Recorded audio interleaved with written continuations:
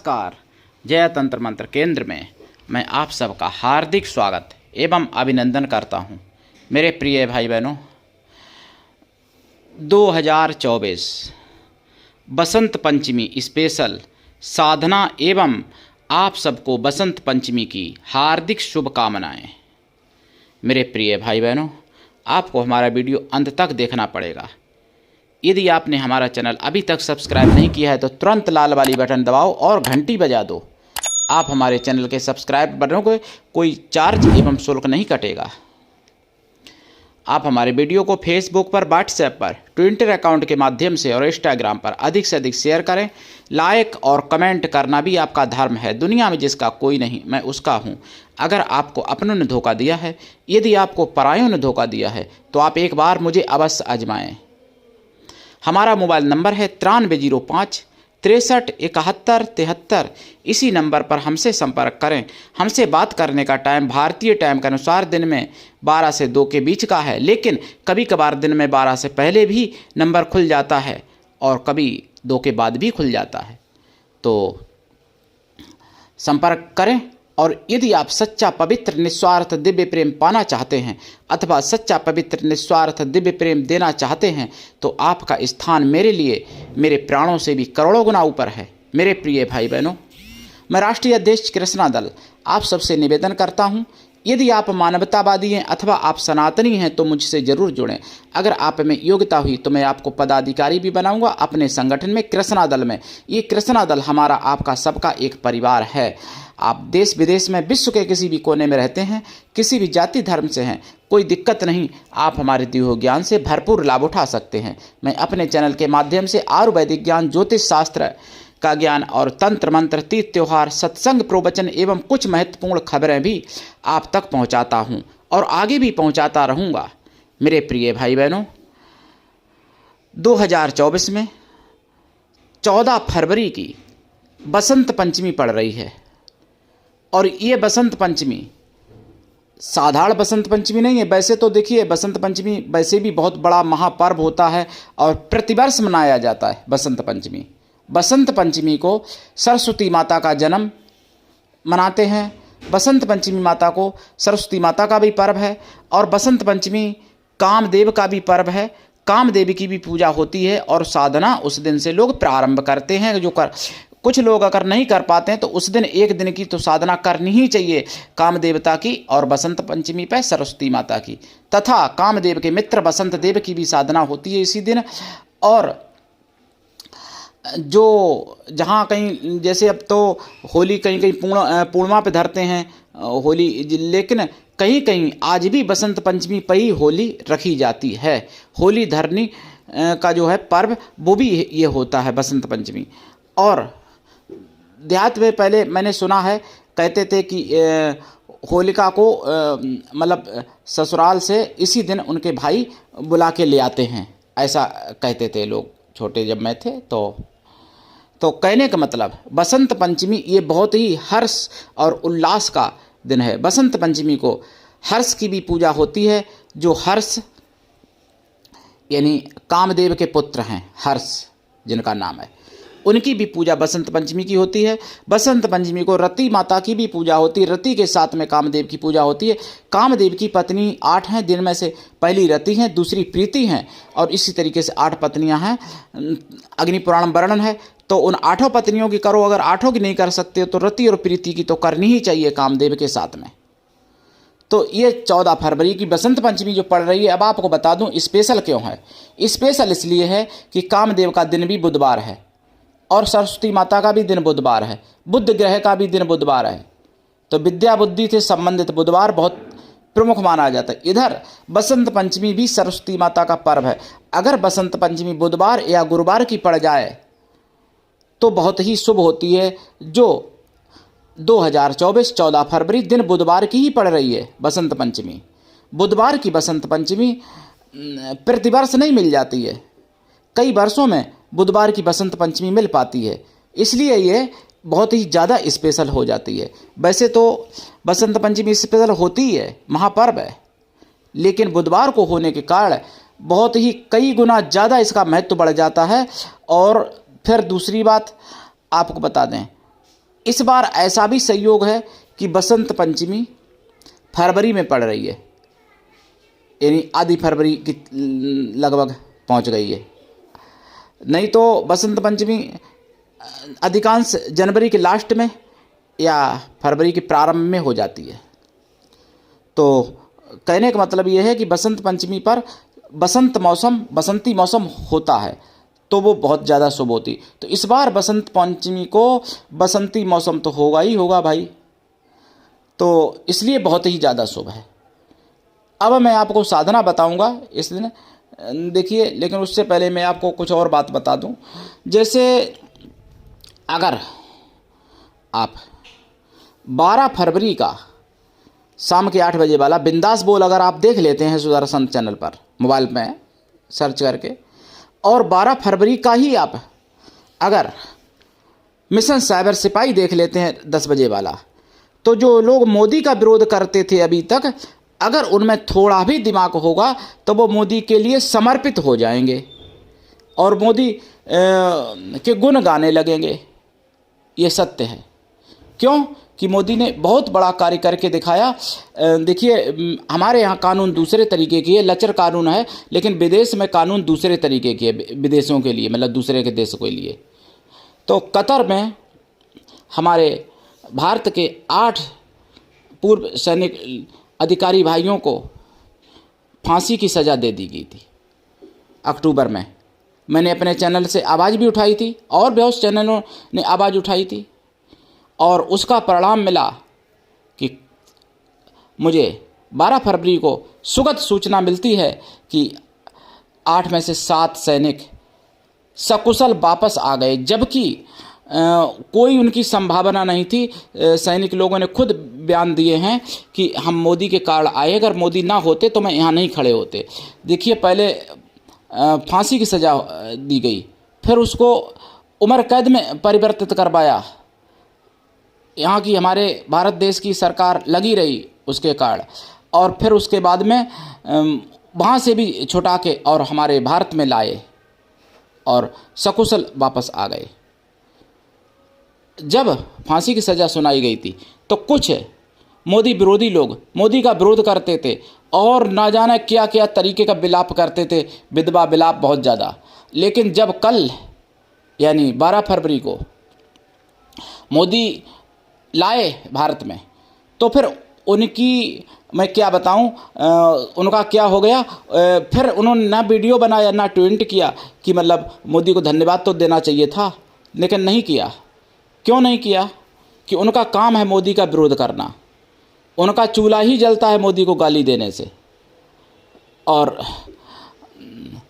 कुछ लोग कहेंगे कि चुनाव के कारण ऐसा हुआ। भाई, चुनाव के लिए तो राम मंदिर काफ़ी है। राम मंदिर अगर कहा जाए तो राम मंदिर का कार्य हो चुका है,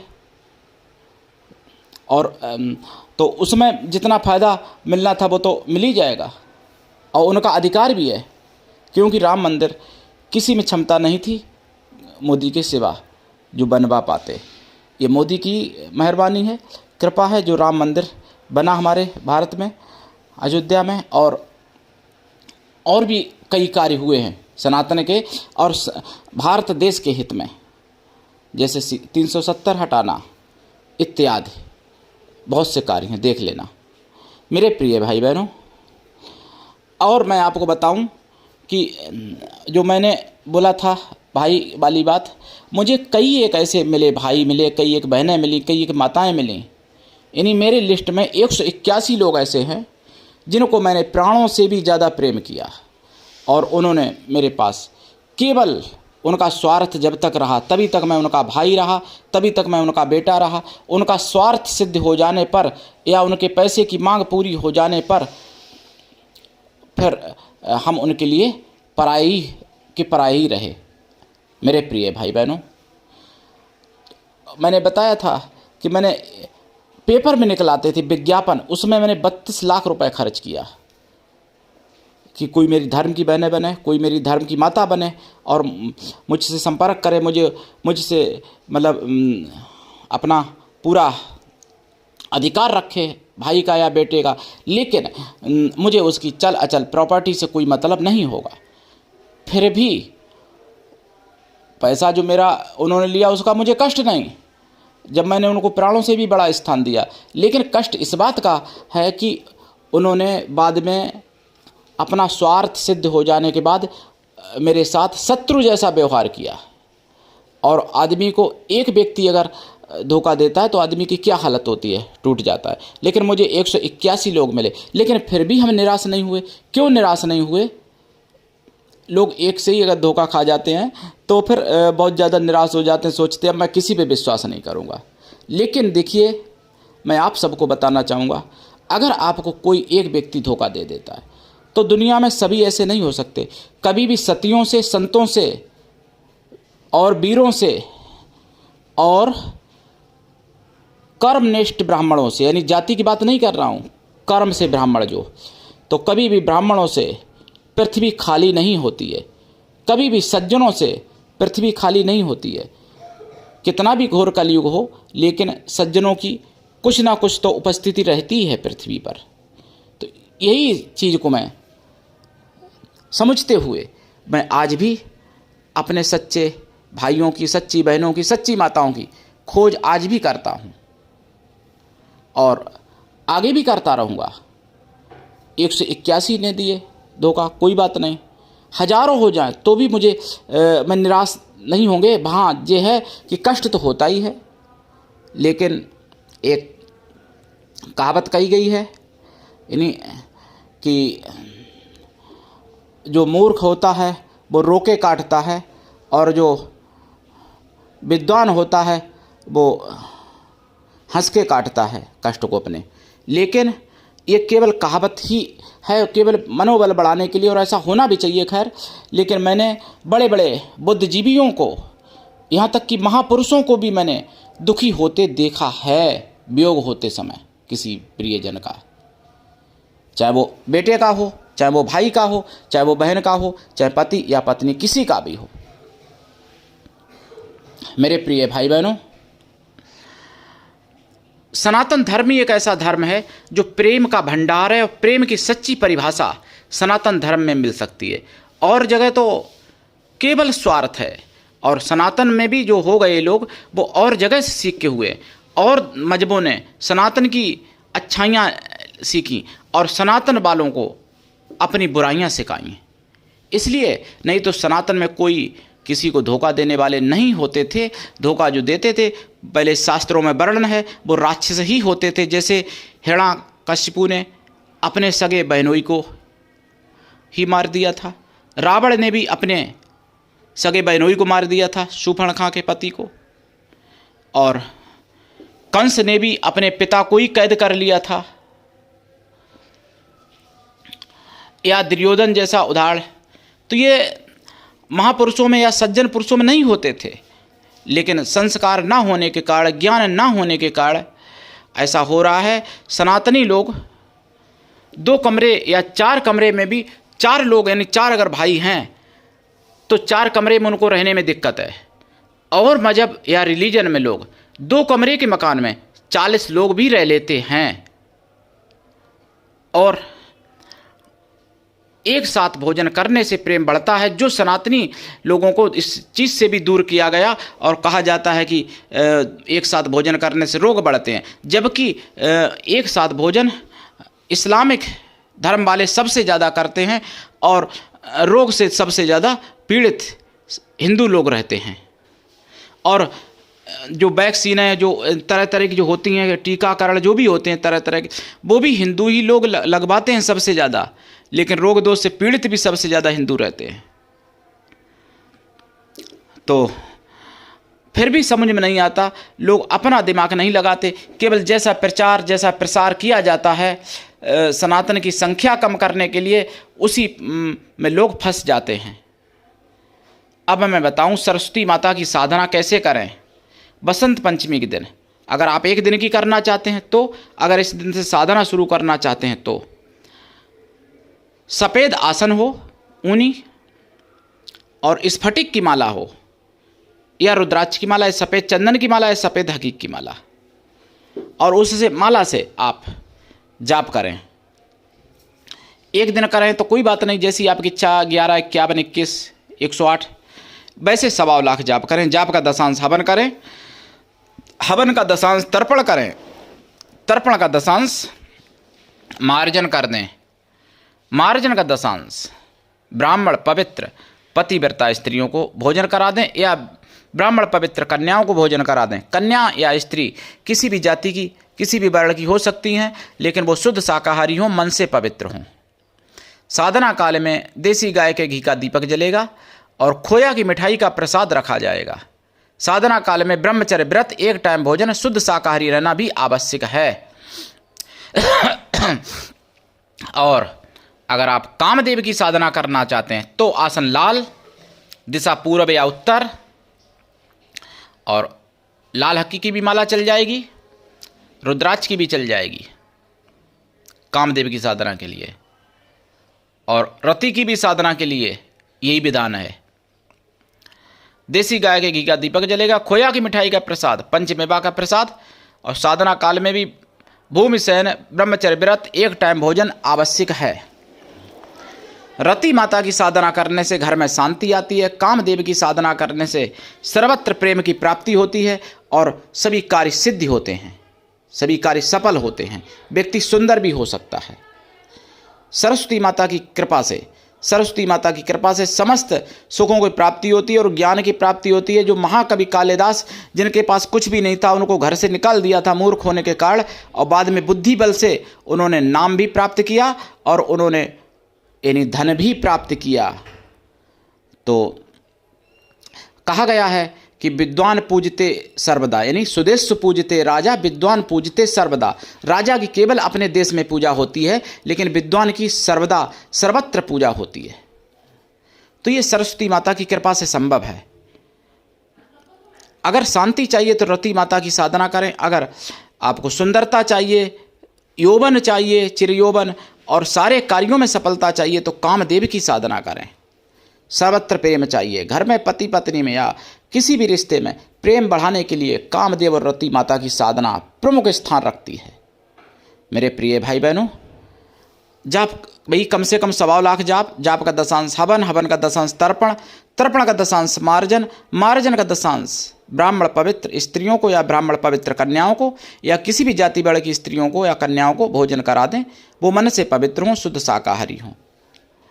और आप उतने ब्राह्मणों को भी भोजन करा सकते हैं, कोई दिक्कत नहीं है। प्रीति की साधना के लिए, जो कामदेव की दूसरी पत्नी है प्रीति, जो सर्व जगह प्रेम प्राप्त कराती हैं, बिना उनकी कृपा के कोई प्रेम कहीं प्राप्त कर ही नहीं सकता, बिना प्रीति की कृपा से। तो प्रीति की साधना जो करेंगे उसमें लाल आसन रहेगा, उसमें भी आपका, आपके वस्त्र भी लाल रहेंगे, और यानी सात्विकी भोजन करें। शुद्ध शाकाहारी तो रहें, हमेशा भी रहें शाकाहारी, लेकिन सात्विकी भोजन करें और उठाएं लाभ, और देखेंगे आपको सर्वत्र हर जगह प्रेम की प्राप्ति होने लगेगी। मेरे प्रिय भाई बहनों, प्रीति माता की दीक्षा मैंने ली है, लेकिन अभी साधना मैंने इस जीवन में नहीं कर पाई, इस जन्म में, भविष्य में करूँगा अगर उनकी चरणों की कृपा हुई तो लाभ उठाइए। और आप हमारी सनातनी आवाज़ है जन जन तक पहुँचाइए, ताकि सनातनी ज्ञान से, सनातनी विद्याओं से सभी लोग ओतप्रोत हों। मेरे प्रिय भाई बहनों,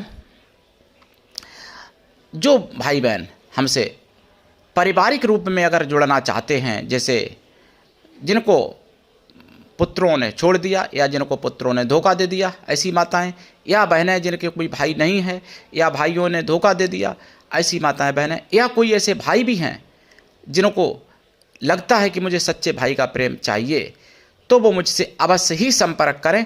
उनको मैं प्राणों से ज़्यादा प्यारा तो अभी मानता हूँ, जब मेरे परिचित नहीं है तब भी। मेरे प्रिय भाई बहनों, उठाइए लाभ, लेकिन सावधान भी रहना है आपको। मेरे कमेंट बॉक्स में अगर कोई अपना मोबाइल नंबर छोड़ता है, ऐसे नंबरों पर संपर्क बिल्कुल मत करना, क्योंकि बहुत फ्रॉड हो रहे हैं, बहुत ज़्यादा फ्रॉड हैं। जिन लोगों के बच्चे गायब हो गए और उनके यहाँ मुस्लिम लोग बच्चा बन के पहुँच जा रहे हैं, अपना परिचय 20 साल का दे रहे हैं कि मैं तुम्हारा बच्चा था, और बाद में उनसे पैसे की मांग करते हैं। मेरे प्रिय भाई बहनों, ऐसा भी मुझे यानी 11 फरवरी मिशन साइबर सिपाही पर पता चला था। मेरे प्रिय भाई बहनों, मुझे किसी की भी चल अचल संपत्ति से कोई प्रयोजन नहीं है। अगर कोई सच्चा प्रेम, सच्चा आशीर्वाद दे सकता है भाई या बहन या माता, तो वो मेरे लिए प्राणों से भी ज़्यादा प्यारा है। मेरे प्रिय भाई बहनों, अगर कोई सनातन की बात करता है, सनातन के साथ खड़ा है, तो वो मेरे लिए तो वैसे ही मेरे लिए प्रिय है। अगर मेरा कोई रिश्ता में नहीं जुड़ता है तो भी, तो उठाइए लाभ और जुड़िए। और साधना दीक्षा लेके ही करें, बिना दीक्षा के किसी भी प्रकार की कभी कोई साधना सफल नहीं होती है। तो दीक्षा लें, साधना करें बसंत पंचमी से। और आने वाली 14 फरवरी 2024 बसंत पंचमी की आप सभी को, यानी सभी सनातनियों को बहुत बहुत हार्दिक शुभकामनाएं एवं मंगल कामनाएं। आज के लिए इतना ही। धन्यवाद। जय श्री राम, जय सरस्वती माता की।